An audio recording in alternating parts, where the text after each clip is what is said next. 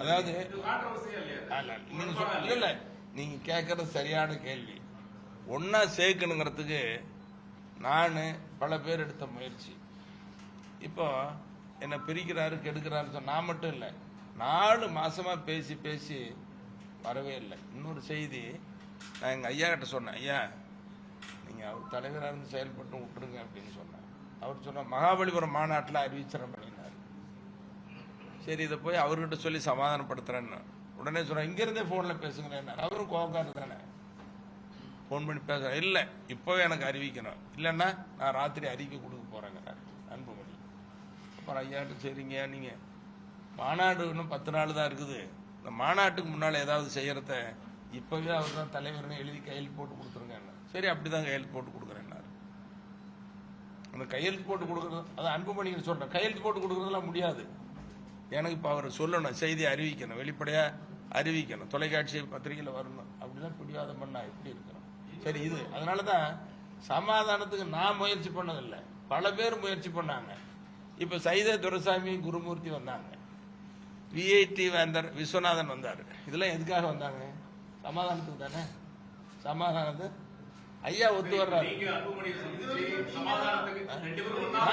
உண்ணாகணுங்கிறத நான் மனசார விரும்புறேன். பல முறை சொல்லியாச்சு, ஏத்துக்காதான் இந்த விளைவு. அதனாலதான் சொல்றேன்.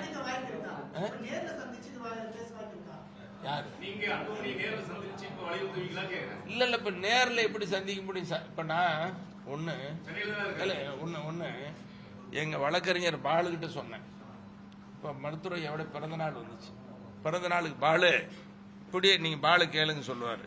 பாலு இன்னைக்கு மருத்துவரையாவுக்கு பிறந்த நாள், நான் காலையில போன் பண்றேன், அன்புமணிக்கு போன் பண்றேன், நீங்க வந்து பாத்தீங்கன்னா சரியா போயிட. போன் பண்ண அவர் போனை எடுக்கல.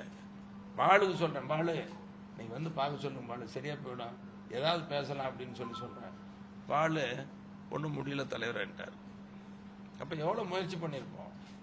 இப்படி முயற்சியெல்லாம் தவிர்த்துட்டு தனியா ஒரு இயக்கம் நடத்துறவரு விருப்பம் வாங்குற அளவுக்கு போன பின்னாடி ஜி.கே. மணி போய் சொன்னா கேட்பாருங்க. நீங்க நம்புறீங்களா? சொல்லுங்க. நீங்க நம்புறது இப்போ நான் பாலுகிட்ட ஒரு செய்தி சொல்றேன். இல்ல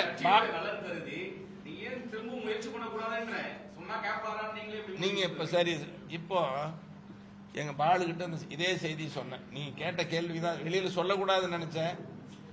இப்ப பேசிக்கிட்டங்கிற செய்தி சொல்லக்கூடாதுல்ல. பாலு நீங்க கேளுங்க பாலு, அவர் அழைச்சி வந்தாரு, வர்றேன்னு சொல்லிட்டாருன்னா நான் வர்றேன் பாலு, நானும் பாலு 2 பேரும் ஐயா கிட்ட அழைச்சிட்டு போலான்னு சொன்னேன். பாலு என்ன சொன்னாரு, நான் முயற்சி பண்ற தலைவர்னு சொன்னாரு, என்ன பதில் வரல. அப்படி ஐயாவை சந்திக்கிறதுக்கு வர்றாரு, ஐயா கூட சேர்ந்து செயல்படுறதுக்கு அன்புமணி வர்ற தயாரா, நான் போய் பார்க்கறதுக்கு தயார். அது செய்தி நான் பேசிட்டு இருக்கேன்.